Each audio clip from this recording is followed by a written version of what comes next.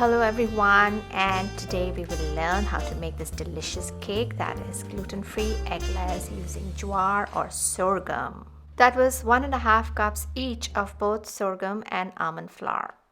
Jowar is the Hindi name for sorghum, and you can say goodbye to all-purpose flour after you've made this cake. That is a few pieces of cloves that I am adding to the dry flours. Unlike the all-purpose flour, jowar is actually rich in fiber, minerals, and vitamins.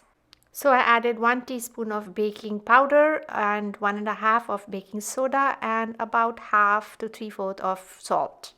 About 2 teaspoons of cinnamon powder goes in next. You can make it fresh. I prefer fresh, but I had some sitting, so I'm using this.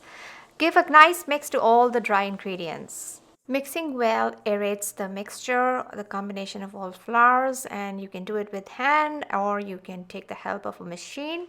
I follow this recipe for making chocolate cake also, and you can play around with the flours. And this is nutmeg that I forgot to add, so I'm going to add it now, just a few dashes. I don't keep all-purpose flour at all in the house, but I do have whole wheat flour, which is organic and non-GMO, that I use sometimes, and that's dried ginger. So you can see this is actually the pumpkin pie spice mix, the combination of all the spices that I'm putting in here.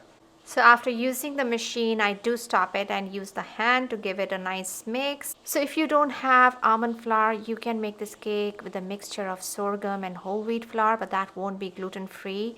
Feel free to play around with a combination of flour. You can keep like 3/4 of sorghum and 1/4 of something else, or maybe you can mix 3 flours like sorghum, almond, and whole wheat. It's up to you. I find that coconut oil actually works very well with cakes, and I am putting about 1 cup of coconut oil that I melted in the flour mixture. Millets, of which jowar is only one kind, have been grown across civilizations, across different countries, Australia, Africa, Asia, Central America, for more than 5,000 years. So I added half of the coconut oil before and half now, just gradually, so it all mixes well. So going back to millets, they are unparalleled in their nutritional and health benefits. And we can use them pretty much for everything that we use rice and wheat for. I have used brown sugar before for baking cakes, but I'm using pure 100% maple syrup for this cake. Eating jowar is said to promote weight loss, even though it's actually a neutral millet. And I'm adding some warm water now. Next to go is the secret ingredient for all my cakes, and that is yogurt. This is homemade yogurt. I'm going to add about half cup of yogurt mixed with little water, to which I give a nice stir and whipping. This is also my egg substitute. I don't use any egg substitute that you get in the market because this has been working very well for all my cakes. I have found that egg is actually an unnecessary ingredient in cakes. So after mixing everything, this is the point at which you can take a taste and check if you need any more sweetness. I found the sweetness a little less, so you can add a little more maple syrup, or what I added here is actually muscovado sugar and just a little bit. This one has a nice taste, and I use it for chocolate cake sometimes, just a little bit. And I have used balm jaggery for other sweets, but I've yet to try it for cakes.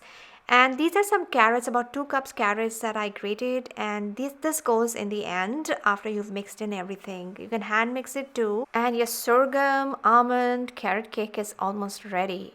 In fact, the last bit of mixing is preferred done by hand, so I am going to stop the machine, which was actually running at kind of slow to normal speed all along. And you can grease the pan in which you're going to bake the cake. Again, I'm using coconut oil from the same bowl that I used to pour the oil into the cake, whatever is left over in the bowl, and then pour in the batter into the mold.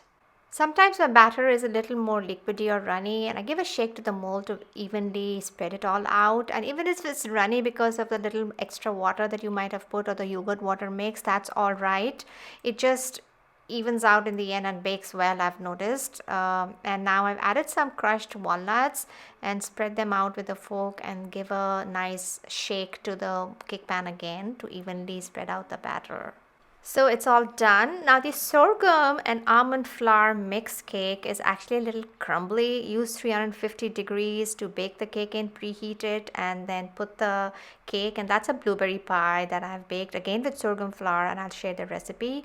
And after the toothpick comes out clean, your cake is ready. This is actually a little crumbly, but it still maintains its shape, and you can add some cream, coconut cream, refrigerate it, and whip it up and spread it on your wonderful, delicious, healthful cake.